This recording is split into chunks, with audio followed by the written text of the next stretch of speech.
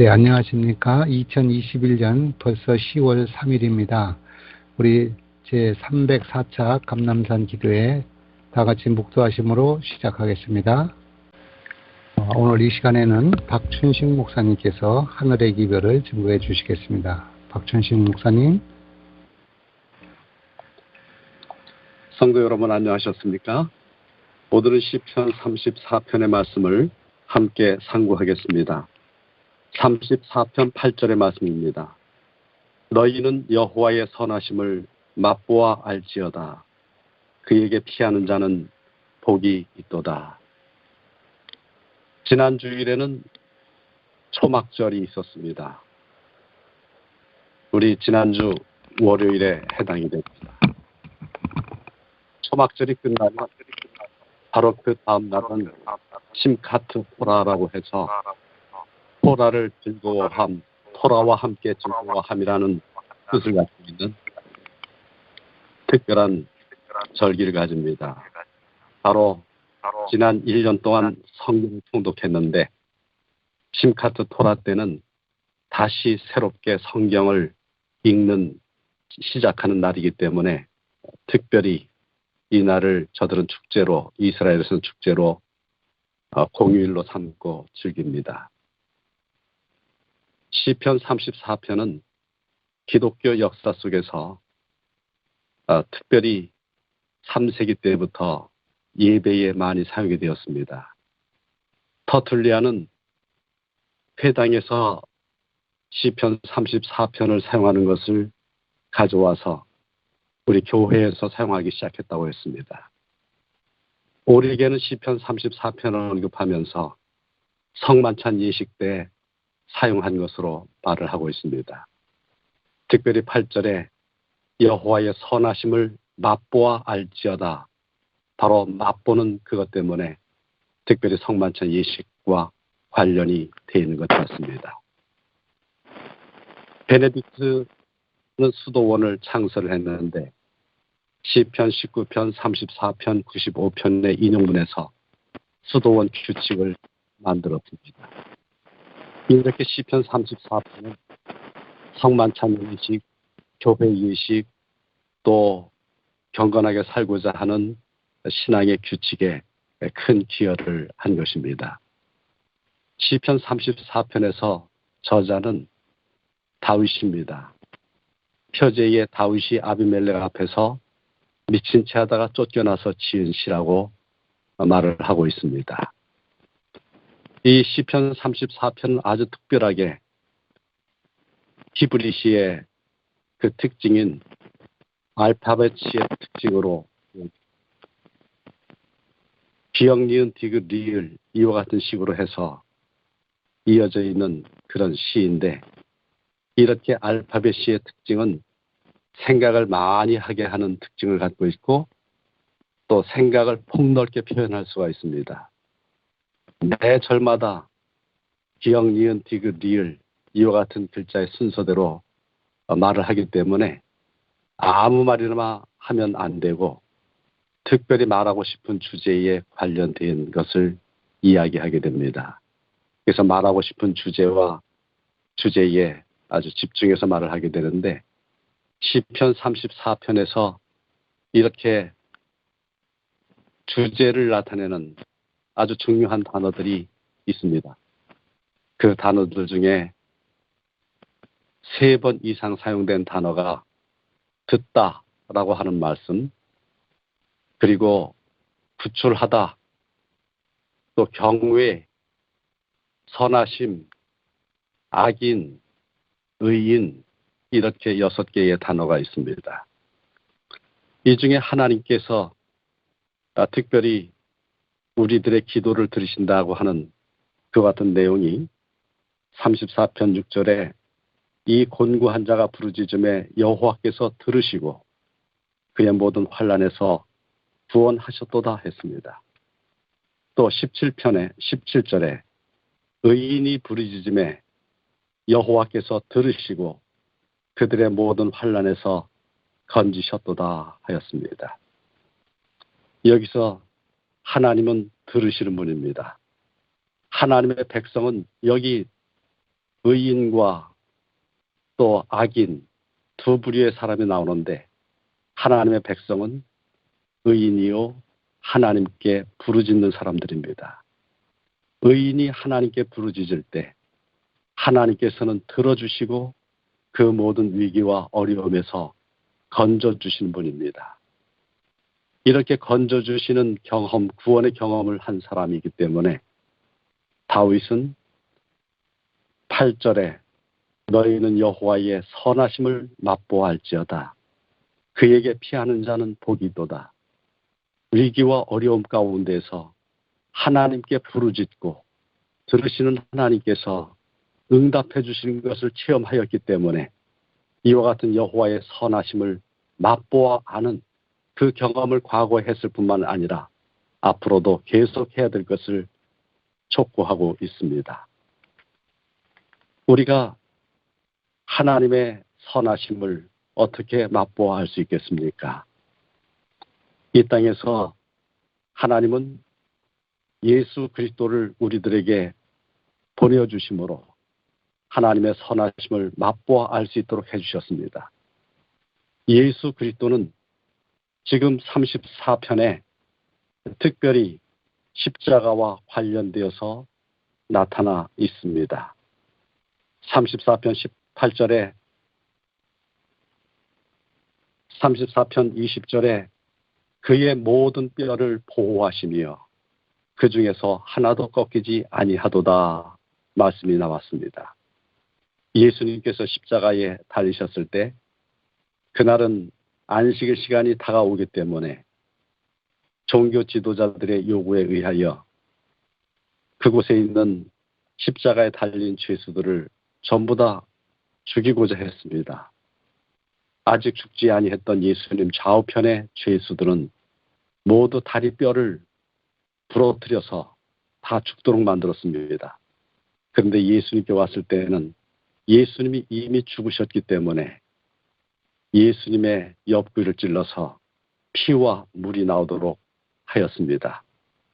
요한복음은 이 사실을 언급하면서 바로 그렇게 된 것은 그의 모든 뼈를 보호하시며 그 중에서 하나도 꺾이지 아니하도다라고 하신 말씀을 성취하기 위함이라고 하였습니다. 예수 그리스도의 죽으심을 통해서 우리들에게 이 하나님의 가장 좋은 선물들이 우리들에게 이르러 왔습니다. 하나님께서 우리들에게 주시는 이 가장 좋은 선물, 이것을 우리가 맛보도록 하기 위해서 예수 그리스도는 모든 사람들을 위하여 죽음을 맛보셨습니다. 히브리서 2장의 말씀입니다. 죽음을 맛보신 그 예수님을 통해서 우리들에게 영생이 이르러 왔습니다. 영생은 영원히 사는 것이지요. 그런데 요즘에는 정말 영원히 사는 것이 정말 행복일까 하는 생각을 하게 됩니다. 질적으로 좋은 삶이 아니라면 그냥 연명만 하는 것이라면 그 삶은 행복된 삶도 아니고 정말 불행하기 그지없는 삶입니다. 시편 34편은 34편 12절은 우리가 살아도 어떻게 살아야 될는지를 이야기하고 있습니다. 시편 34편에서 3번 이상 나와 있는 성경절, 3번이 아니라 4번 나와 있는 이 성경절이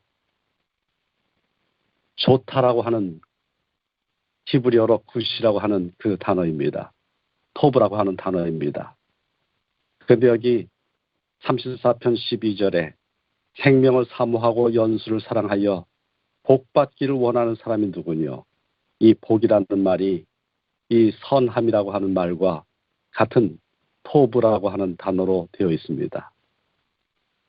여기 생명을 사모하고 연수를 사랑하여 복받기를 원하는 사람이 누구뇨? 연수를 사랑하여 생명을 사모하고, 이 말은 삶의 그 길이, 삶의 날수들을 많게 하는 것을, 그러니까 오래오래 사는 것을 원하는 것에 대해서 말하고 있습니다. 오래오래 사는 축복을 받는 것에 대해서 말하고 있습니다. 예수님께서는 이 땅에 오셨을 때에 오래오래 사는 것이 축복인 것을 가르쳐 주진 않으셨습니다. 만일 그분이 모본으로 그것을 가르쳐 주셨다면 예수님은 100세, 200세 사셔야 됐을 것입니다. 아니, 예수님이 아무리 오래 사신다고 할지라도 결국 인생의 끝에는 죽음이 있기 때문에 이 땅에서 우리가 사는 것은 결국 아무것도 아니라는 것을 우리는 느낄 것입니다. 그래서 예수님은 이 땅에 오셨을 때에 우리에게 영생을 주러 오셨는데 영생을 주러 오신 예수님이 요한복음 10장 10절에 도둑이 오는 것은 도둑질하고 죽이고 멸망시키려는 것뿐이요 내가 온 것은 양으로 생명을 얻게 하고 더 풍성히 얻게 하려는 것이다 하고 했습니다. 예수님이 목자이십니다.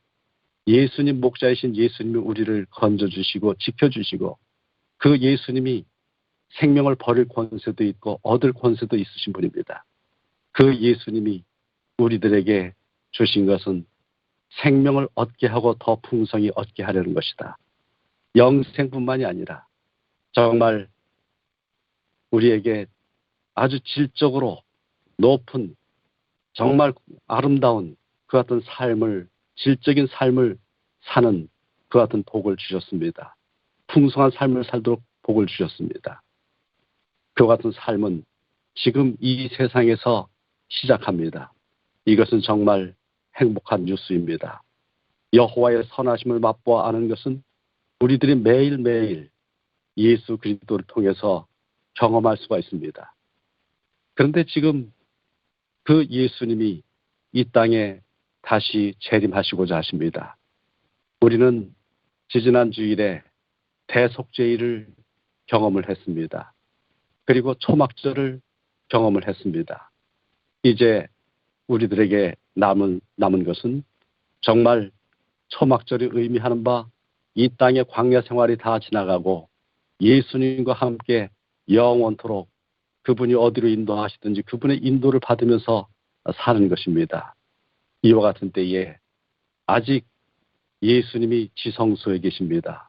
바로 그 지성소에 계시는 그 예수님의 은혜를 오늘 우리가 간절히 사모하고 그분을 바라보아야 되겠습니다.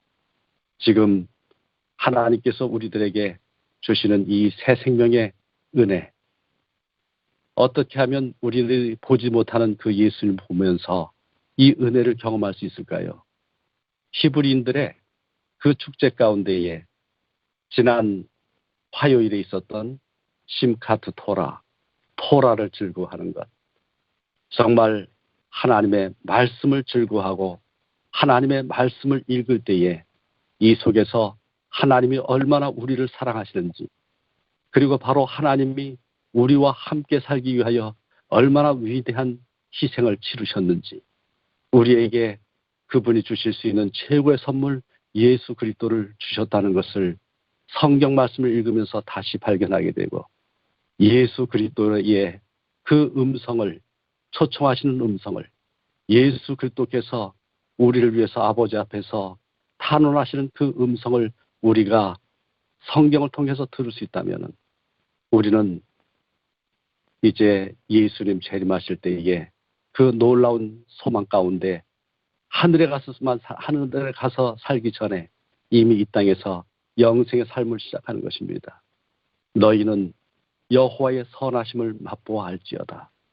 히브리인들이 지난주에 성경을 읽기를 시작을 하면서 너무나 즐거워하는 축제를 가졌던 것처럼 이제 우리가 이 성경 말씀을 아주 깊이 읽고 또한 행복하고 즐겁게 읽는 그 같은 삶의 태도를 가지는 것을 통해서 여호와 하나님의 선하심을 맛보아 알게 되는 그 같은 은혜를 누리게 되길 바랍니다. 이제 우리들에게 있어서 이 세상의 많은 지식들은 다 상대적이요 사라져 갑니다. 그러나 하나님을 아는 지식은 우리 마음속에 샘솟는 생수가 될 것입니다.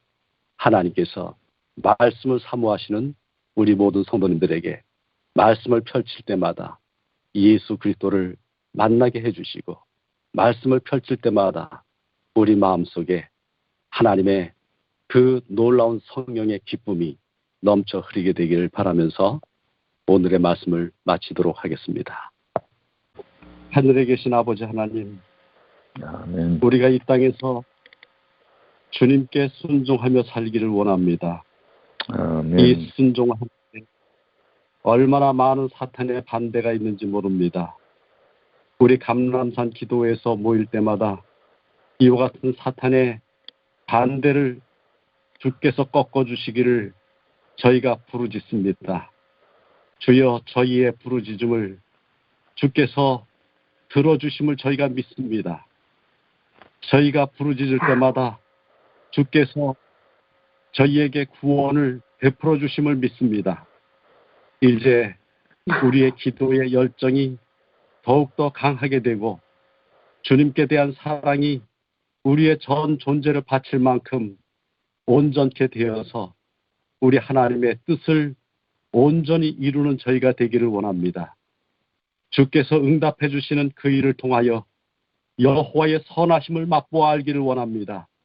아버지, 우리들이 각처에서 기도할 때마다 주님께서 우리의 모든 필요되는 것들을 응답해 주시고 또한 주께서 가장 선한 길로 인도해 주심으로 오늘도 내일도 여호와의 선하심을 맛보아 아는 체험적인 신앙의 날이 되도록 축복하여 주시옵소서. 그리스도 예수 이름으로 기도합니다. 아멘.